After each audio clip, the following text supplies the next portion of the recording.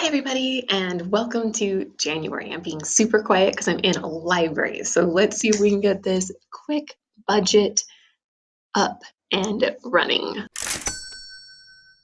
Okay, let's go. Just like normal, my daughter's tuition and tithe are there, and eventually we're not going to have that anymore. This is her last year at her school. I am super excited about that because next year we are going to be able to save a bunch of money. Okay, woohoo! Our Excel Energy, a roundabout of $85.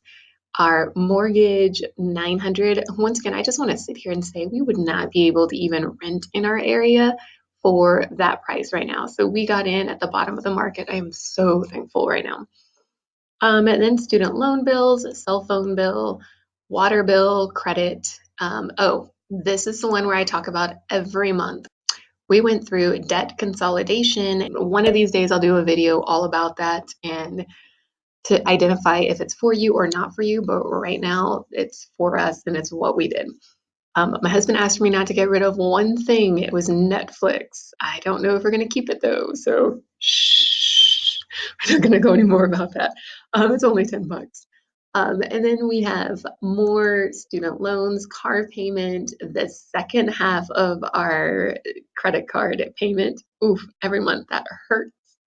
And then more student loans and what's Air Academy? Oh, car payment, second car payment. Woohoo.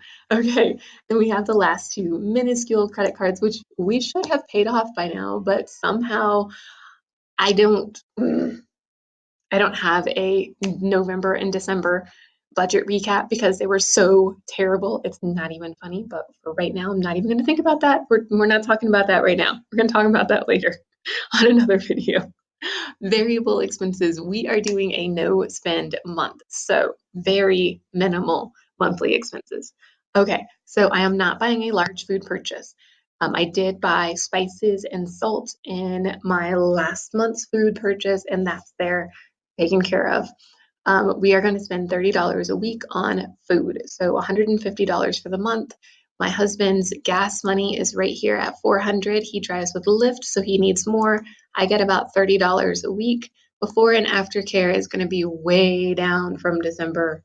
Thank you. Chicken feed, like every month. Travel this summer is a new one. We are going to put aside $100 a month from January through June for travel. And then from the months of July through December, we'll put aside $100 for Christmas. So that's kind of how we're trying to work, building up those funds for the things we know that are coming up, sinking funds, whatever you want to call them. Car insurance, another $150 this month. Planned expenses, cushion, and splurge are $0. Zero.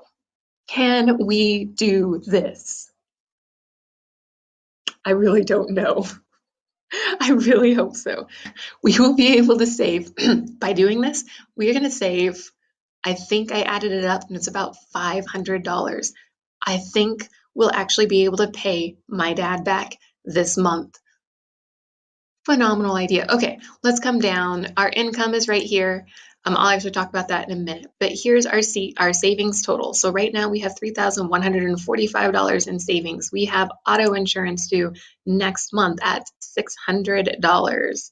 Right now we have zero for the travel, zero for the Christmas fund, zero for the car repair.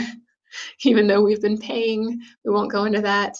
Our emergency fund is at $1,500. It is not fully funded. We are going for $2,000 for our fully funded emergency fund.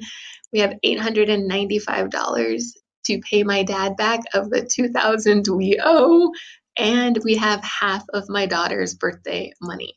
So let me just talk about that for a minute. We are not, I should have gotten rid of this. Grr. She is not having a birthday party this year.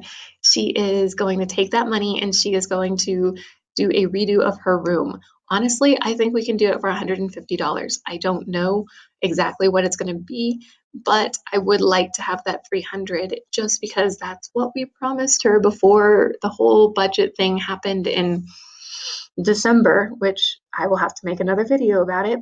But that's That was our goal back then. So I'm hoping to be able to bring that up to 300. If not, 150 to do a redo of a room is totally okay. We're gonna get some little stick-on thingies. That just sounded weird. We're gonna get little stick-on decals to put on the wall, and we're gonna get her a reading chair and a couple of bookshelves because she's a huge reader and would love to have a bookshelf. So we should actually, with this, be right on with our budget. Now, this is with Chris making minimum with Lyft. We should have $6,451. With our total expenses, that comes down to $6,091. You'll notice this is not a zero-based budget yet. I do that with the reconciling. We have a variable income. We don't know how much we're going to have on a regular basis. So what we do is at the end of the month, I reconcile and I put everything in its spot. So I do a zero-based budget, but I do it at the end of the month. So come back at the end of the month and you'll get to see my zero-based budget and how I do everything. On that note, you guys, thank you so much for coming along with me on this journey. I really look forward to seeing you guys at the end of January and being able to tell you guys what I did well and what I did terrible on, and keep me in mind with this whole thing that we're doing with the $0 for the planned expenses cushion and splurge. I'm going to need your guys' awesome, good thoughts. Keep me in your thoughts and prayers.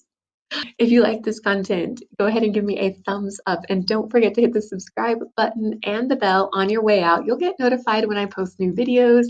I post videos about frugal living, budgeting, and all of that fun stuff.